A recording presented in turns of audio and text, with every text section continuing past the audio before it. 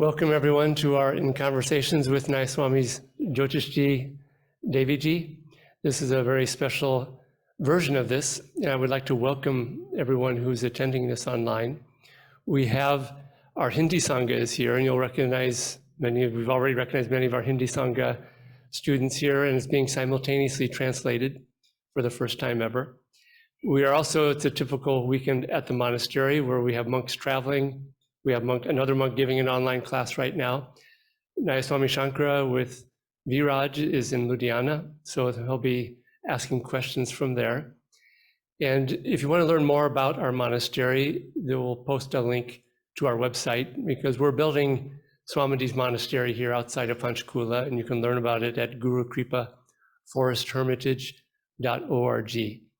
And I think I would like to ask Jyotish Devi ji to welcome to you, say a prayer, and then I'll introduce the topic and what we'll be talking about. So, very good. First, let us welcome everyone and just say how happy we are, even though we can't travel there as often as we would like, there being India.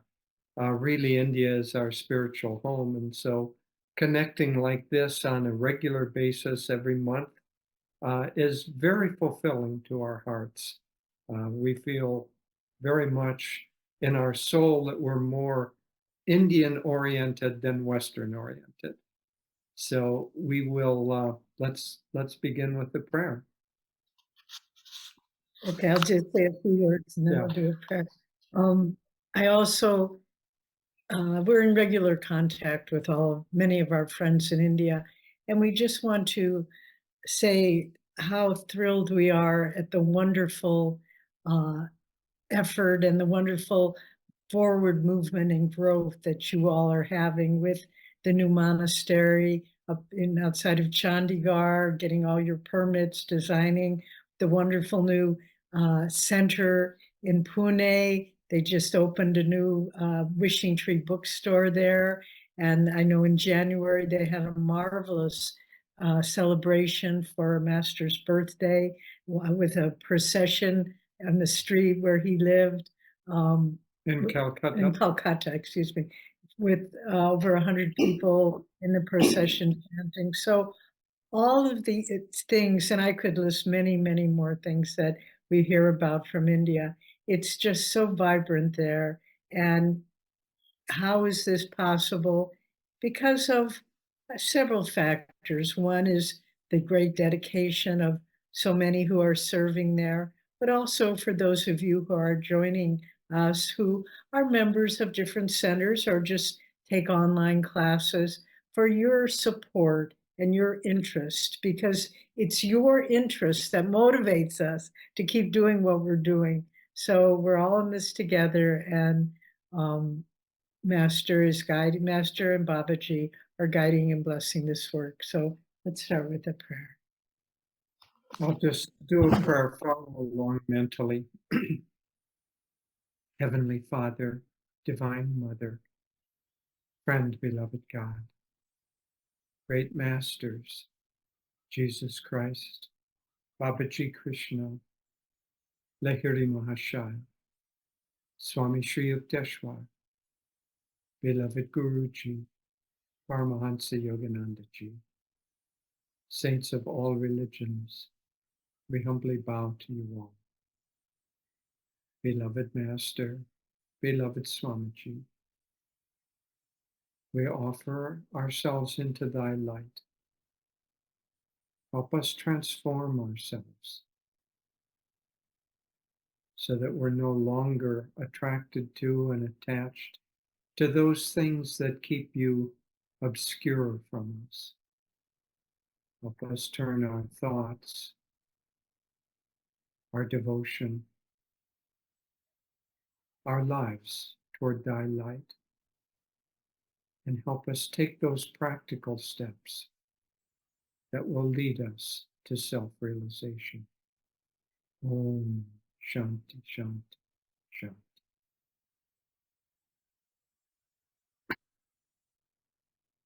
So again, very warm welcome and thank you for coming all the way from America for this occasion and being with us. Now, The topic is how to persevere on the spiritual path to the end of life. And this is an important one because I think those of us who have spent decades on this path have seen that those who stay true to the very end gain extraordinary freedom, even moksha, I believe, far beyond what is typical for just religious or spiritual people who stay that way to the end of life. And yet, so many people slip away, thousands probably. You probably have seen thousands of people slip away in your time. And you just want to grab people and say, if you only knew, all you have to do is just be strong and true and make it to the end. And you have no idea the reward spiritually and the freedom that you're going to gain. And so how to speak to this audience, who some of them are brand new students, some of them have been practicing for some years, how do we hold on to God, to the Guru, our practices, to the end of life? And how do we also avoid slipping away? Because as Krishna said, out of 1,000 who seek me, one finds me. And we can talk sometimes about what happened to the other 999. We see ourselves, and Master said our percentages are much greater on this path than that. So this is very good news. So if you could talk about that for a bit, and then we'll ask questions after you have a chance just to talk about the topic in any way you feel like, for as long as you feel like. Okay. You know, this is a topic that is really essential. It goes to the heart of this spiritual path, and how to persevere, how to have a vibrant spiritual life that is able to be sustained through years and decades, is not necessarily an easy thing, but it is certainly doable, as we can testify. There are many, many facets to this question, but I'll touch on three that I think are the most important, at least very important. The first is that we have to establish a strong practice and strong habits of meditation. Before we do that, we have to work on our desire. We have to turn our hearts toward wanting spiritual freedom. Without that, we won't be motivated to do much more. As Sri Yukteswar put it, without the natural love of the heart, no spiritual progress is possible. So we have to develop devotion, and that may not at first look like a typical devotion, but it at least has to be the commitment of the heart of our desires toward some sort of expansion and spiritual progress. So developing that, developing habits that will sustain that. And then finally, the third aspect is involvement. So I'll touch on those three. The first I've more or less touched on.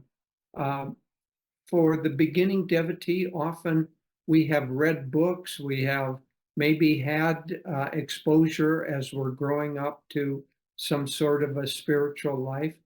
But honestly, unless we individually take on a deep interior commitment, it may not yet be expressed outwardly, but a deep interior desire for some sort of expansion of consciousness, the world is such that it will just subsume us, and unless that desire is strong, it won't be able to be expressed. It's like a little seed that maybe is planted. The soil may not even be very fertile, but if it's covered over with concrete, it's not going to grow. So we have to work on that initial desire. Then we have to establish those habit patterns that will sustain that. We have a wonderful Sangha in Ananda that supports, first of all, learning the techniques of meditation all the way up to Kriya Yoga. But much more than that, the Sangha has many, many ways of supporting the individual efforts. but every individual is going to have to establish their own habits of meditation and habits of spiritual activity. You know, Yogananda said that in a past life, he was William the Conqueror, a great warrior. And the scriptures of India, both the Ramayana and the Bhagavad Gita, the Mahabharata and Bhagavad Gita from that, refer to this spiritual quest being like a battle.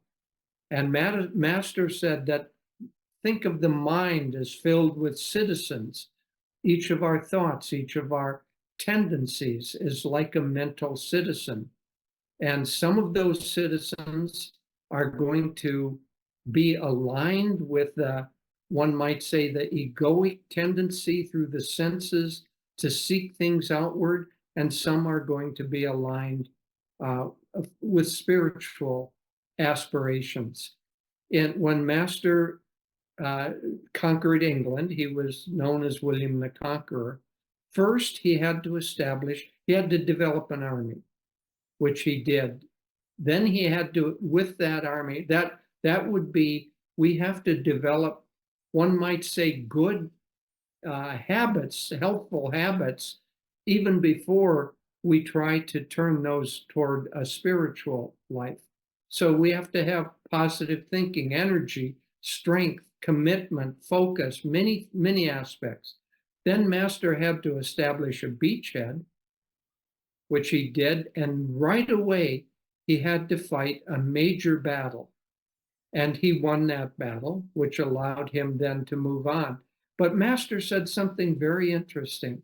He said, at the beginning of the spiritual path, the soldiers of our past spiritual efforts come forward in the mind, and they help us in those first initial battles. Then they withdraw, because if we're going to conquer new territory, this is all in our mind. If we're going to conquer new territory, we have to do it not relying just on our past efforts.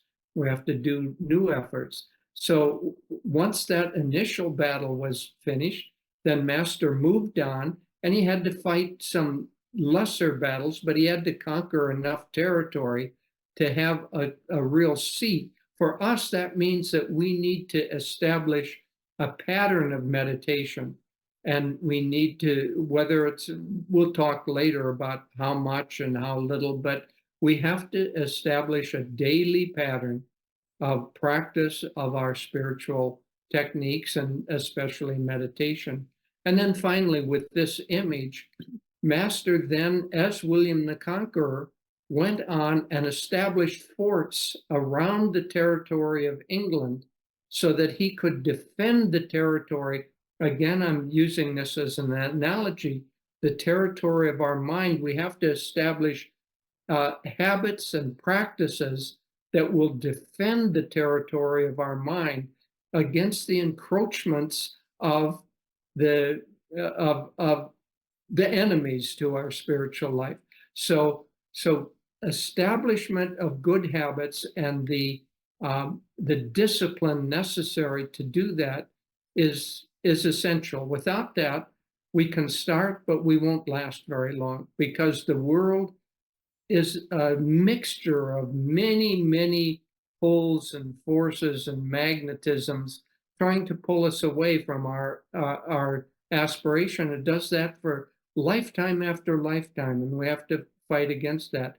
And then the final thing that I'll say is early on in the history of Ananda, we obviously were concerned about people who came, had this wonderful life, and then left. And we looked carefully, kind of did an analysis, and what we found was that there was a pattern.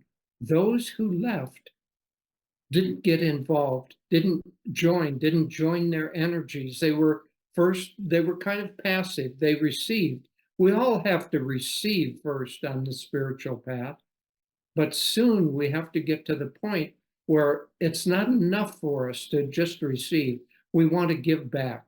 We want to be involved. And those who left did not establish a way to be involved. So those of you who are new, we have many, many ways of connecting, of helping, of serving. But if you can somehow find a way to be involved and to give of your energy, that will then allow you the kind of contact, the satsang, that will sustain you and keep you. I'll just end by saying, Swami said, he summed it up very easily. He said, first, those who leave, they are passive. And when you're passive, you begin to lose energy. And when you lose energy, the mind becomes critical. And when it becomes critical, you begin to find fault with things. And then you find an excuse to leave. And it's a pattern that goes on lifetime after lifetime after lifetime. That's why I used that analogy of Master as William the Conqueror. Once he fought those initial battles, he had to establish forts and have those forts strong. In our case, those forts are things like satsang and service and self-study, study, obviously meditation, those practices and attitudes that will help us sustain our spiritual life. Thank you, Jyotish. So first of all, I want to, for all of you watching online, I want to welcome you to our home. This is our living room, dining room area. And the reason I bring that up is behind us on the wall is a painting Jyotish did. It's a little obscure for you as viewers, but it's Master in a boat across a very stormy sea holding up a lantern, and it's called Pole Star. And Jyotish painted it for many years ago for an art exhibit. And then we hung it on the wall to see what it would look like. With the intention of selling it. Right. And then we looked at it and we said, no, we can't. That's our life. Master guiding us across the stormy sea. And so it is. And, you know, it's a very interesting, this question, how do you persevere so that you will remain on the spiritual path throughout your life? It's very interesting that you've chosen that, because during the first year that I was at Ananda, I came in 1969, this was 1970, it was very interesting. There was a period of time where we were, Swami was with us, of course, but we were visited by a number of sadhus and yogis, men and women from India who didn't have a big following, didn't have a name, didn't have an entourage with them, but somehow it was though the yogis of India were coming to bless this community. And one day we had a satsang with a certain yogi, and I don't even remember his name, but here I was a year into the spiritual path, and I asked him just this exact question: how do you find the kind of energy that will enable you to persevere on the path for your whole life? And his answer was one that baffled me at first. I'd given it a lot of thought, and over the years, I get more and more out of it, as it is with words of wisdom. And his answer to me was simply, never compare yourself to other people. Never compare yourself to other people. And I couldn't understand, what's that got to do with persevering on the spiritual path? But over time, I've understood a number of things about that. What happens when we compare ourselves to other people? We are identifying with, as Swami said, our ego, which is a bundle of self-definitions. I'm better than him, she's better than me, but it's all from a context of the perspective of the limited ego. And that's what comparisons are. And the more we engage in that, the more we are separate from a greater reality. Because in truth, like in a family, uh, a loving family. Maybe one child is smarter, maybe one child is better in sports. But if it's a true loving family, you rejoice in each other's accomplishments. It isn't like, oh, well, you're better than me, or I'm better than you. But there's that sense of unity. And that's why comparing yourself with others, oh, he's better on the spiritual path, he's more spiritual, he meditates more than me, whatever. It's limiting in our awareness. And, great yogis, like enlightened beings, one time someone said to Master, your critics are saying that you've lost your powers. And Master said, I don't know that I ever had any powers. And in the autobiography, we read in the chapter about Ram Gopal Muzumdar, where Master goes to visit him, and he said, I don't know that I've done much in this lifetime to please God. I meditated, for 20 years in a cave for first 10 hours a day, then 12 hours a day, 20 hours a day. But I don't know that any of that is all that significant. So people who have no sense of personal limited identity, whatever we do is nothing. How can we compare ourselves to others? Because what we do is totally insignificant. And so that's the one point. And then the other point, and that's the on the wall behind us, the pole star. It's the grace of the Guru, ultimately, that keeps us on the spiritual path. We've seen many people who have left. And as Master said, Swami quoted him in the New Path, many people will fall, but it needn't be if you stay in tune. So attunement, honestly, is the most important factor on persevering because we cannot do it. What motivates us? It's not our own will. It's the grace of the Guru. Once there was a man who was here for a number of years, probably 20 years, but one could see in him a restlessness, a pull towards the world. And Swami held him very close, had him work with him personally and directly. And finally, this man told Swami, I'm leaving. And we were talking with Swami a few days afterwards, and I mistakenly said, Swamiji, he was so restless, he was so drawn to the world. Maybe it's better that he goes and experiences that and see what it has to offer. And Swami just cut me off short. And he said, how can you say that? Swami said, when he told me he was leaving, I cried all night because I knew the suffering he would find in the world. And as it turned out to be true. But we needn't, if we make that commitment to Master, by your grace, keep me on this path. That's the most important thing we can do. Okay, thank you for that beautiful answer. It's so simple, and yet it's not always easy, and we've been given the tools, and we've been given great wisdom from people like you who have a lifetime of this experience. So let's all hold on to each other and let's pay attention. Thank you. I neglected to introduce properly Nayaswami Shankara and the group in Ludhiana. So Nayaswami Shankara will ask the first question, and we'll also get to greet and see some of the Ludhiana Sangha there on screen. So. Great. So hello, it's great to be here with everyone. And I'll just flip my camera around and the Ludhiana group here can just wave and say hello. So everyone's here. A lot of friends. Great. Nice to see you.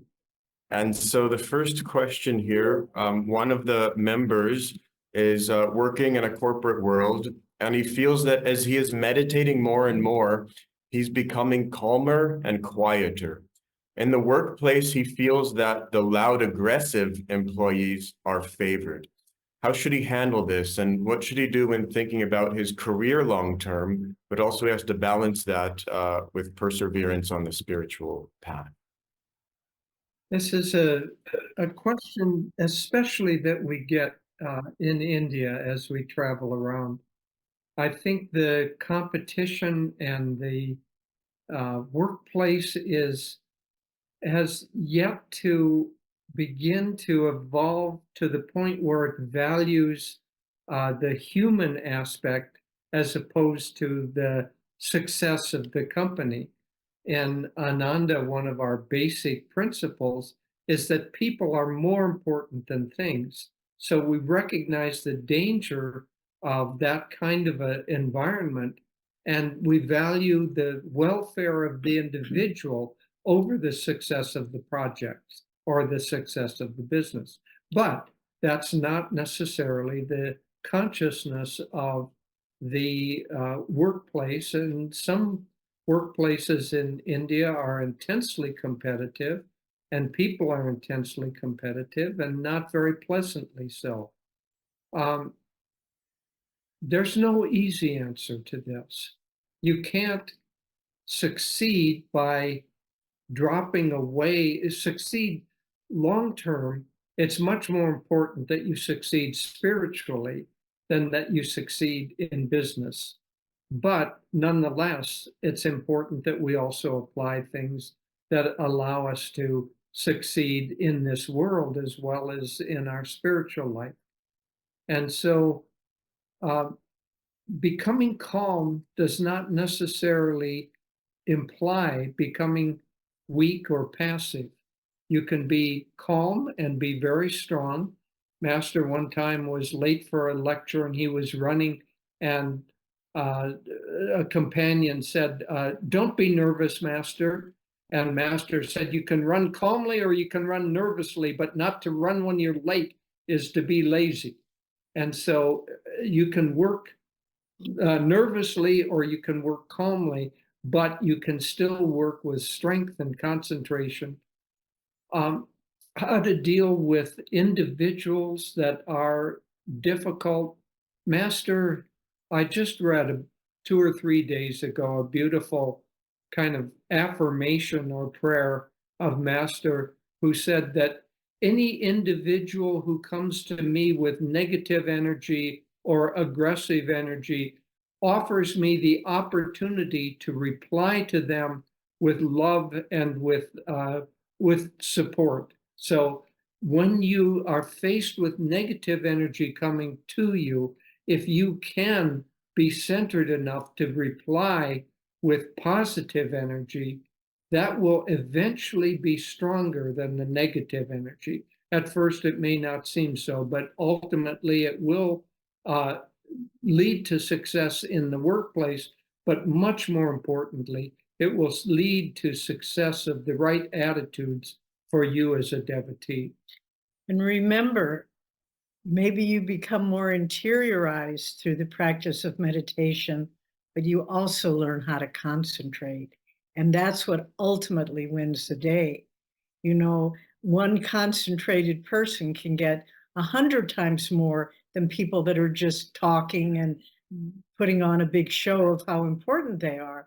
You know, Master's most advanced disciple in America was Rajarsi Janakananda, who was a self-made millionaire. He was a great yogi from the past. He was one of the Pandavas, one of the brothers, Masters told us.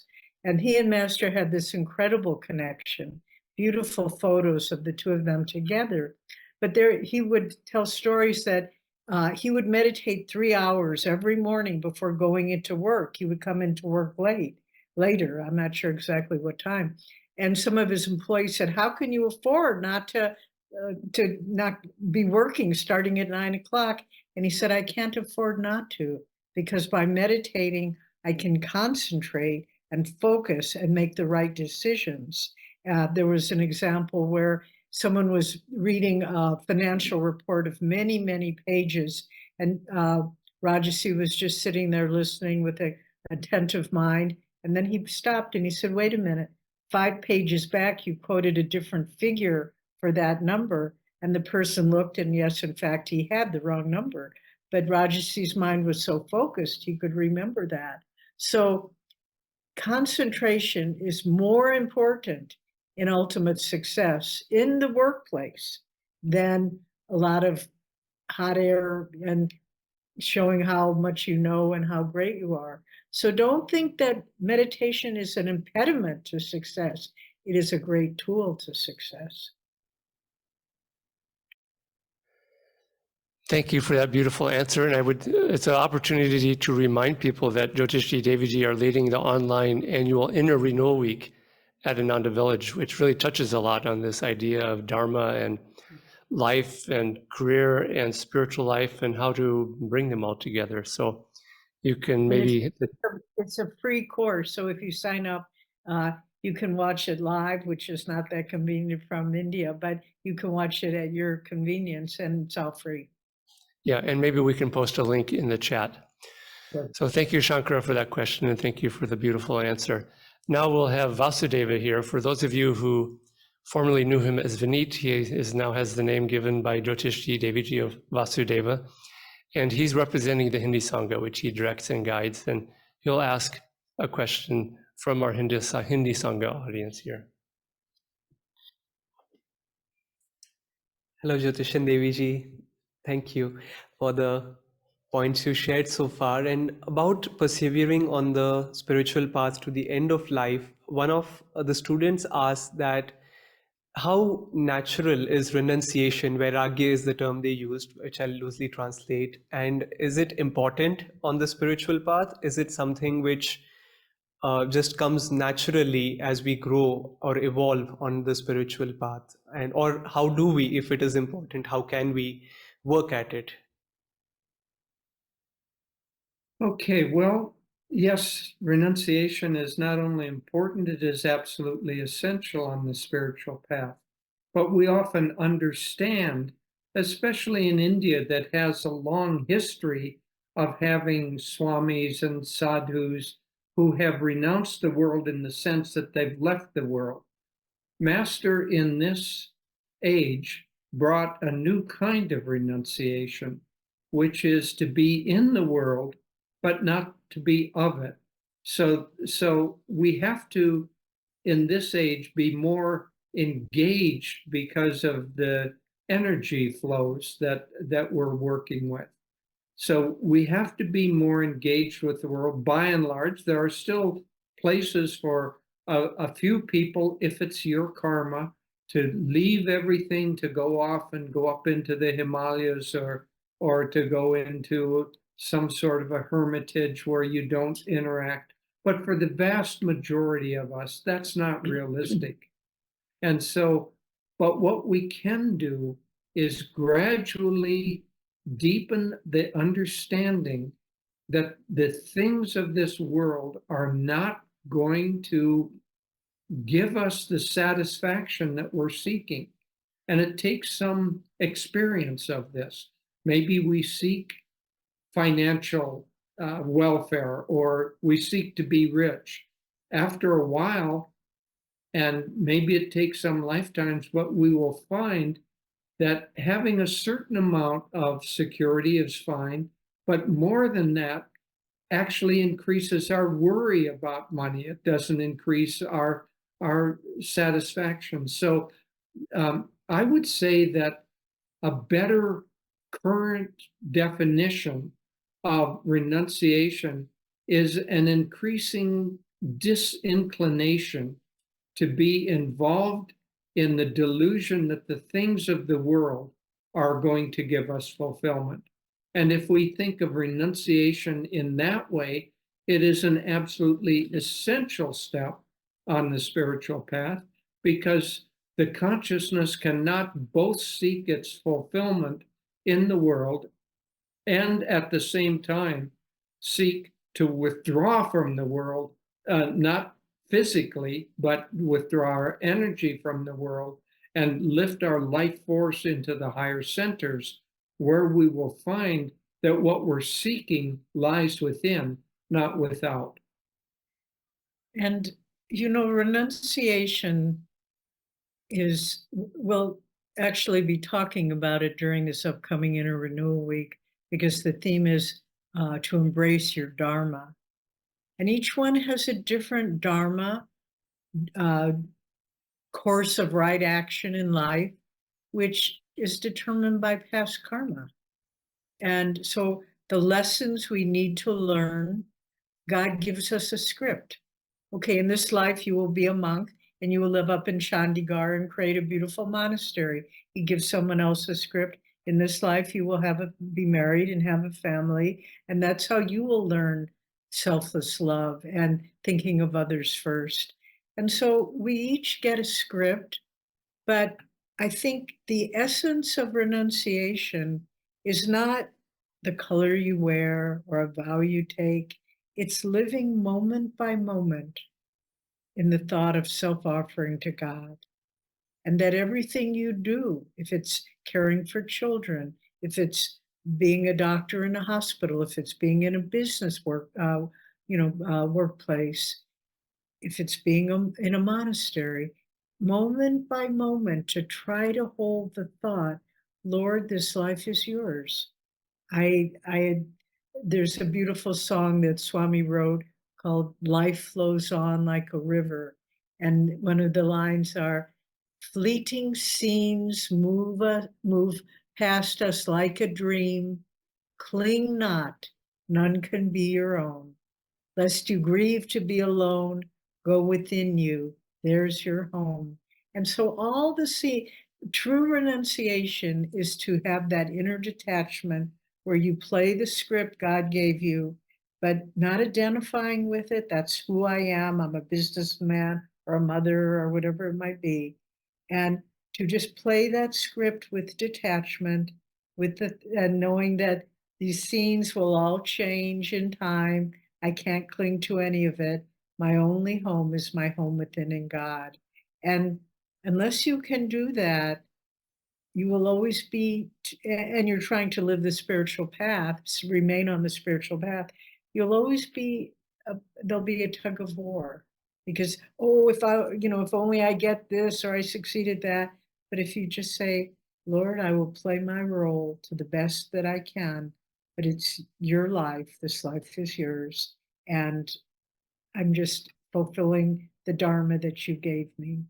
And that's the essence, the true essence of inner renunciation. Yeah, renunciation is not renouncing things. It's renouncing the ego that keeps us separate. And so that inner renunciation of the ego can be done no matter what our circumstances. Okay. Thank you. You are giving us so much wisdom here today. We are deeply grateful. And now, Shankara, do you have a question from Ananda Ludiana? I do. And so the question is, obviously we should respect other paths and perhaps visit other saints, but how much is too much? Where do we draw the line so that we can persevere on this particular path? Well, this actually varies a little bit as we move along. Master was quite strong in telling the people who were beginning on the path that they should not read other spiritual teachings. They should not focus on it. In this case, it would be not visit other places, because you have to get centered in one particular ray and strongly focused on that. And then after you are mature in being settled in that, then you can find inspiration by visiting something or inspiration, but you're not fooled into, oh, they said this is the right way to do sadhana, so maybe I'll change. I won't do Kriya for a while. I'll change and I'll just do japa. And then you go to the next one and they say, oh no, you should have a mantra and just repeat the mantra. And you just get confused. If you think about it in terms of a broader sense, our light comes from the sun. And if we revolve around the sun, then we receive a great deal of light. But if we think, oh, I need to go to another star, and we forget the light from the sun, we go to a telescope, and all we are is focused on another star during the nighttime, we might think that we're getting somewhere, but we're missing out on the light. The light of our path is for us the right path and the right means of finding God. And so we need to get strong in that before we should go other places. And then when we go other places, and Devi and I do, but we go there for inspiration, not for teaching. Master gave the illustration. If you're in a car and you want to drive from one city to another far away, if you get in the car and you're driving along and then you think, oh, maybe a different car would be better. And then you go back and you get in a different car and you drive and you go a certain distance, and then the same thought arises. Well, this is obviously symbolic of different paths. Well, maybe this path is better. Maybe this path is better. Swami was such a creative genius in expressing Master's teachings, but he said, people don't realize I am utterly orthodox to Master's teachings as he taught them, and I don't deviate from that. And when we do, if we introduce other things, it dilutes it, and then we lose the momentum that we've gotten. Someone told us a story, Indu Ban, who was a good friend of Swamiji's. He was the son of Rani Ban, for those of you who have read The New Path, who helped Swami with the Delhi project years ago. But Indu said, this was in the late 1950s, after Master had passed. Swami was in India. And he went to visit, I guess it was Mokshananda? Muktananda, correct. And Muktananda told him, and they were having a nice, inspiring time, and the Muktananda told him, your guru was wrong. The mantra is not Hang Sa, it is So Hum. Swami said, at that point, he said, thank you very much. He got up and left. Didn't want to be around anybody who was contradicting his guru. And he flew from... Yeah, but because he didn't understand Sanskrit and he didn't have a deep study of the scriptures, he wanted to know whether what Muktananda had said was correct or not. And so Indu tells the story. Swami flew from where he was visiting Muktananda into Delhi, took a cab from the airport, and he called, it was before cell phones, he called out to Indu. He said, you must take me to see this other teacher who is very learned in the scriptures. I can't remember his name, but we'll work on that. Yeah. But and Swami said, I'm not getting out of the taxi. You come and we'll go right now. And so they went to visit Swami Rama was his name. And this man was having a good time with Swami. And he said, you must tell me, is it Hang Sa or So Hum? And the man said, oh, you've just come off a plane. Please. Yeah, I will. And he said, you must have some tea, and let's do this. So they had tea, and then they had dinner, and finally this Narayan Swami, Narayan Swami, he said to his assistant, because he had a total recall of had a huge library, room filled wall to ceiling with books, and he told his assistant, go up on the third shelf, the fourth book from the left, and get that down and bring it to me. Go to page 187. Yeah. And so he opened it up and it said, So Hum is a more recent expression, but the true Sanskrit is Hang Sa. And so you can see, it's a wonderful example of how Swami was just driven to be holding on to what his master told him. So yes, you can go for inspiration, but in the beginning, it's easy to get diluted, and it's better to stick with the great wealth of teachings and writings that Master has given us, that Swami has given us, and to go deeper in that one way. And once you're the plant of your aspiration, the roots go down so deep that nothing can move them, then if you want to go to little inspiration here or there, that's fine, but not in the beginning. But having said this, we should honor all the paths, because what's right for one person is not necessarily right for everyone. And honestly, in this case, if Swami were a disciple of Muktananda and not of Master, he should do the mantra as Muktananda told it. Even though it's a more recent one, it's not wrong. It's the difficulty here was that Muktananda said that what Yogananda taught was wrong, but Yogananda taught something true as well as Muktananda.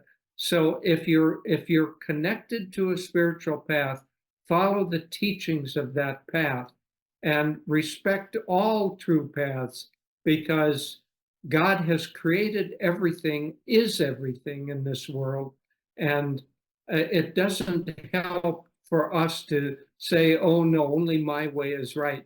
For us individually, yes, our way is right, but not for everyone. Thank you for clearing up our confusion with this. And I am reminded that Swamiji in the New Path, when he first came to Master, there was a disciple who had a lot of esoteric wisdom that was really profound and interesting to Swamiji. But whenever this brother disciple would share something, Swamiji would always ask him, did Master say that? Did Master say that? And that's a good practice to have. When someone tells us this great truth, oh, you should tune into this, it's always good to refer back to what Master and Swamiji taught us and gave us. And that clears up a lot of confusion and helps us to stay in tune. So Vasudev will now have a question on behalf of Hindi Sangha. Thank you.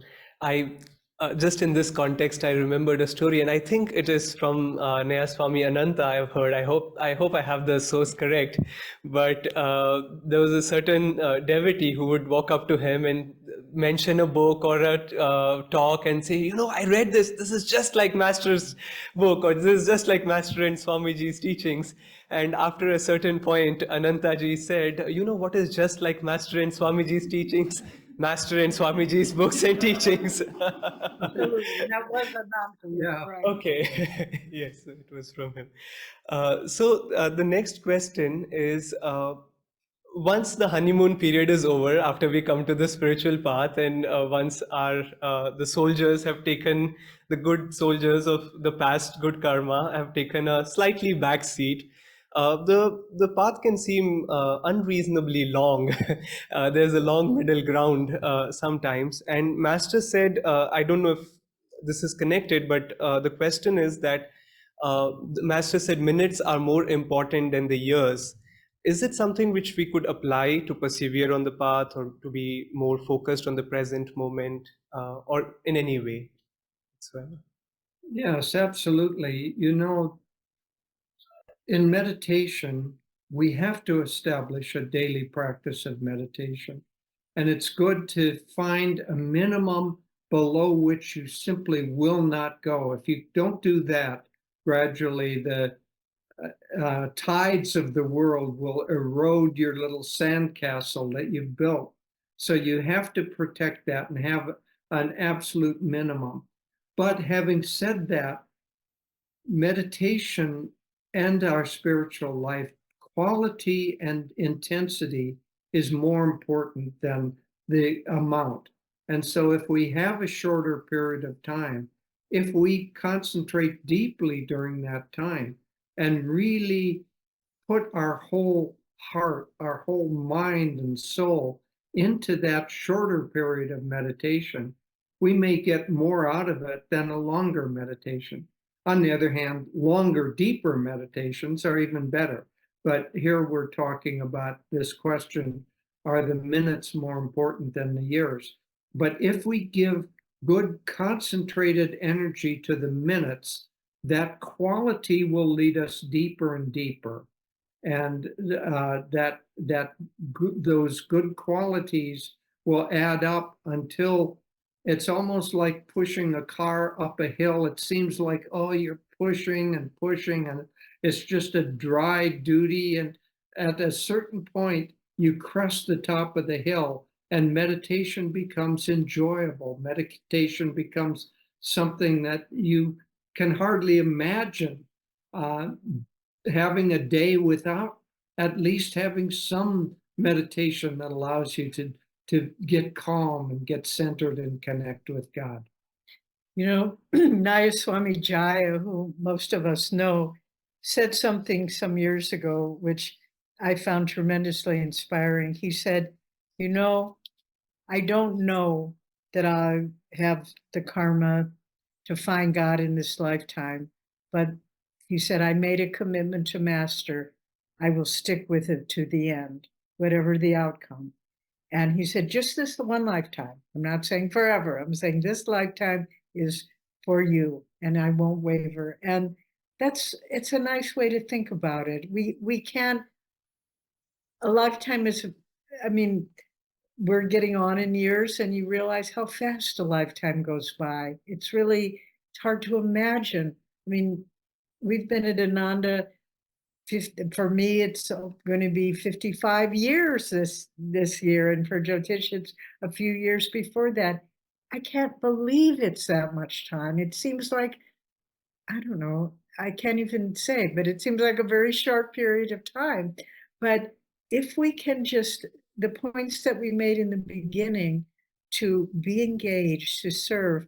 One of my very favorite stories from the scriptures of India is the story of a young disciple who comes to his guru's ashram, and the guru blesses him and tells him, okay, my child, now I want you to go out into the forest and collect firewood for the stoves of the ashram kitchen. And he does that, and every day he goes into the forest and collects firewood, brings it in. And then one day he's doing this, and time goes by, and as he is picking up some firewood, one of the locks of his hair gets caught in a piece of wood, and it gets pulled out, and he looked and he says, my hair is white, which I can identify with. And he said, I came here as a young man, and now I'm old, and I haven't found God yet. I've wasted a whole lifetime just carrying wood. And he starts to cry.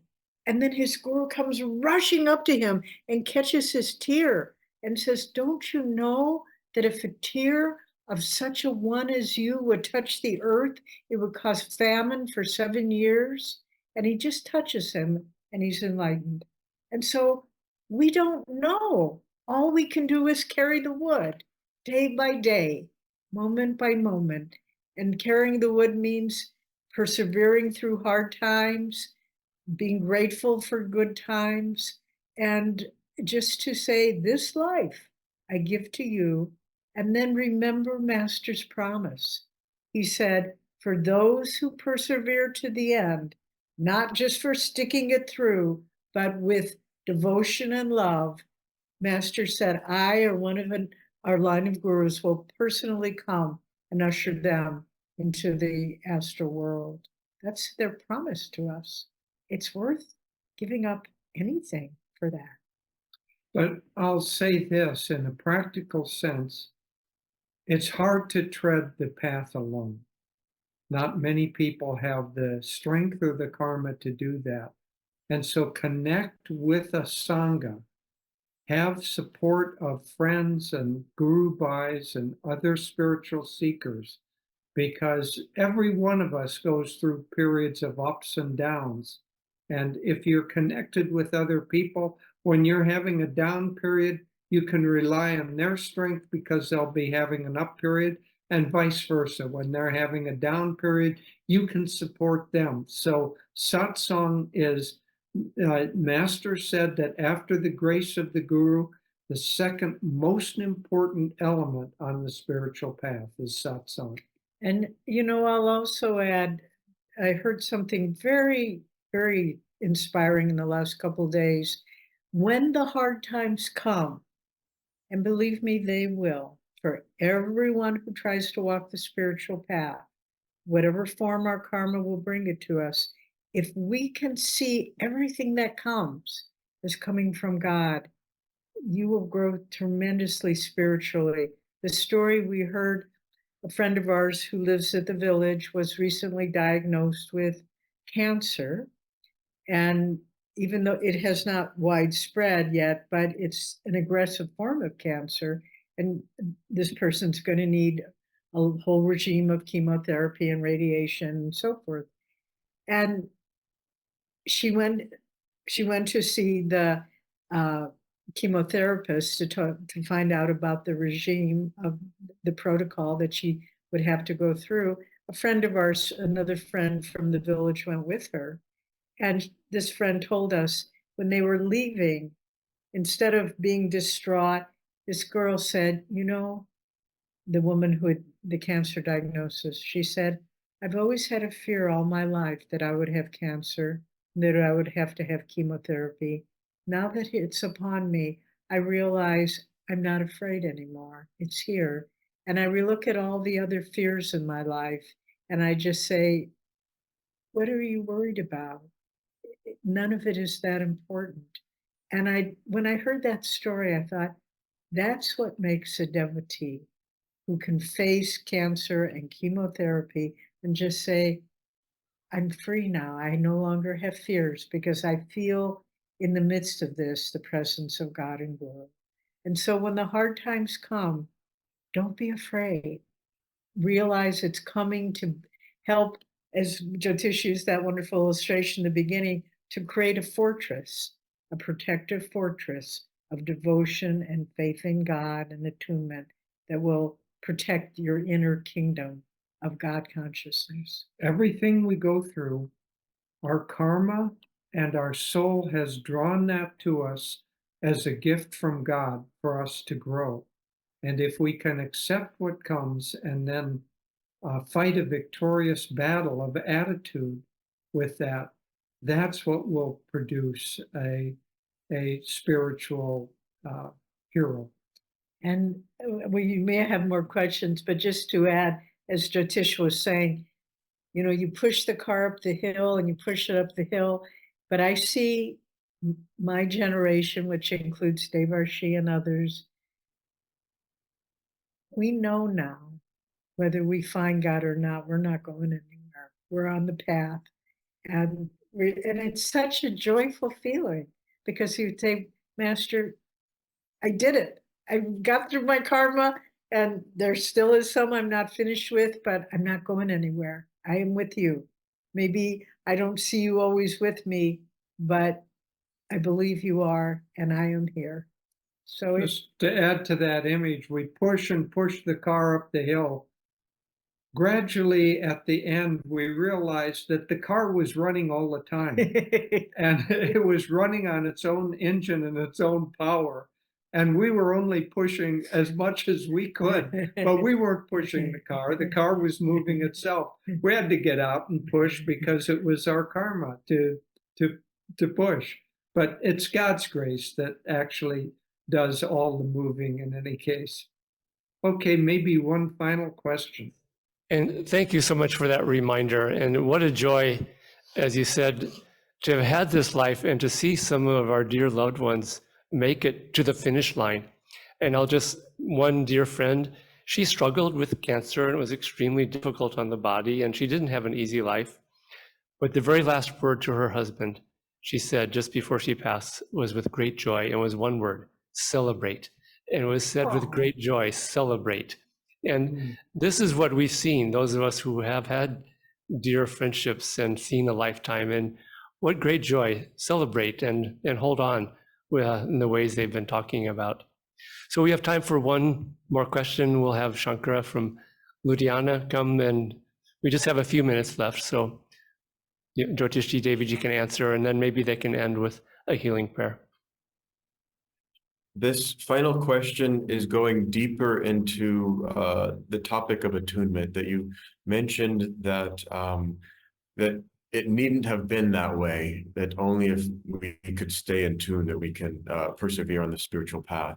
So are there certain warning signs, or how do both of you know if you're getting slightly out of tune? It sounds like a hard thing to understand. And then you've already given us many different things that we could do to persevere on the spiritual path. But specifically with attunement, are there things that we can do to quickly get ourselves back more deeply in tune?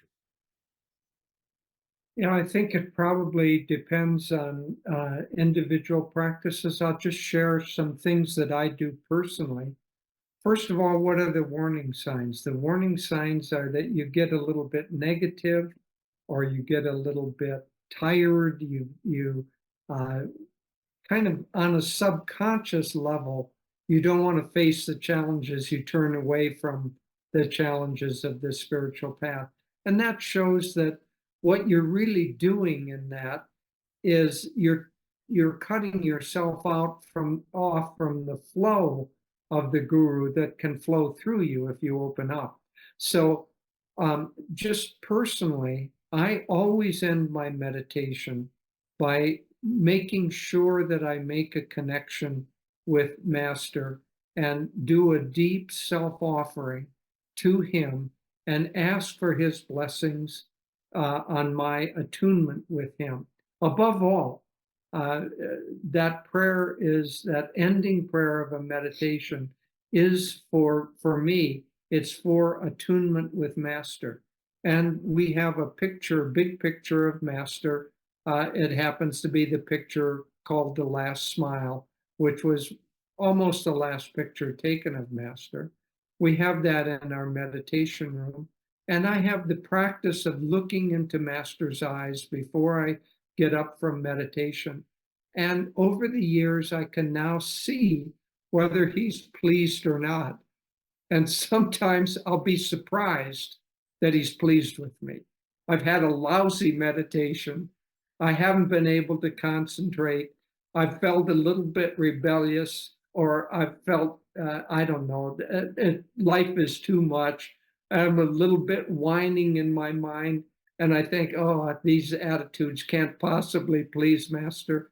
And I look, and it's kind of like he's smiling, kind of like, I know what it's like.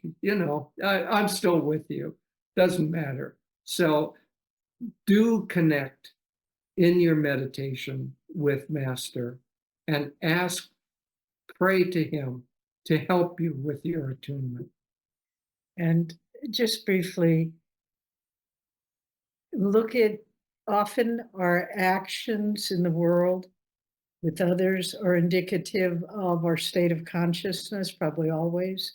So look for harmony with others. Someone once asked Swamiji, a person who had a hard time getting along with others, Swami, am I not in tune? And Swami answered, attunement is harmony. So look for harmonious relations with others. Look for an eagerness to serve. Look for creative energy that you put into whatever you're doing. If it's planting bok choy, to do it with joy and enthusiasm. And whatever we're doing, to feel that flow of energy. And when you feel you're withdrawing from that, be attentive, because it can go on for weeks or it can go on for an hour, depending on how soon you catch it, and try to reverse it and put out just, I decide to be positive. I decide to be happy. I choose. I can choose. And the more you do that, the more you get a sense, and the quicker you can reverse those negative downward spirals that everyone goes through. But one of my favorite quotes of Master, I hope I can get it right. He said, I remember the day for the first time, unlooked for, from behind the clouds of drudgery, of routine meditating habits, the drudgery of routine meditating habits, there burst upon my consciousness the aurora of bliss. It surpassed all my expectations, joy indescribable. And so I hold on to that often when I'm in the midst of the drudgery of routine meditating habits, unlooked for. Maybe it's today that indescribable joy will burst upon my consciousness. If it's not today, I know it will be one day, because my Guru promised.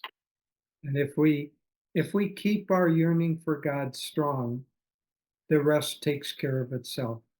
Remember in the autobiography, just before he received the great cosmic consciousness in that beautiful chapter, Master was meditating, but Sri Yukteswar said, I know how you're meditating with your thoughts like wind, leaves blown in the wind. So here Master was having a restless meditation, and moments later, Sri Yukteswar taps him on a chest and he goes into the fulfillment of that great cosmic expansion of consciousness, experience in cosmic consciousness. So let's just remember, let's keep our energy positive and our efforts going. And if we sincerely want to find God, that desire will lead us on in the right way, even though it may meander and wander a bit. We will be led to the fulfillment that we're seeking, because it is God within us that is seeking God. And as long as we keep offering our cooperation with the flow of grace, then that grace will take effect. Okay, Thank well, you, friends, Jyotish. Thank you. Just so deepest gratitude for showing us that yes, we can do this, how to do it, and now let's do it together. Let's find God. So thank you. together. We've enjoyed so much being with you all, and we'll be returning to India in September. It's not that far away, and we're looking forward to it already. So, shall we close with a prayer? Yes. Okay. Heavenly Father, Divine Mother, friend, beloved God, great masters, Jesus Christ, Babaji Krishna, Lahiri Mahashaya, Swami Sri Yukteswar, beloved Guru, Paramahamsa Yogananda, saints of all religions, humbly we bow to you all. Beloved Master, beloved Swamiji, our divine guides in this lifetime, in many lifetimes, to God, receive us, bless our humble efforts to know Thee, make good our deficits, make permanent our gains, and bring us to oneness with Thee. Shanti, Shanti.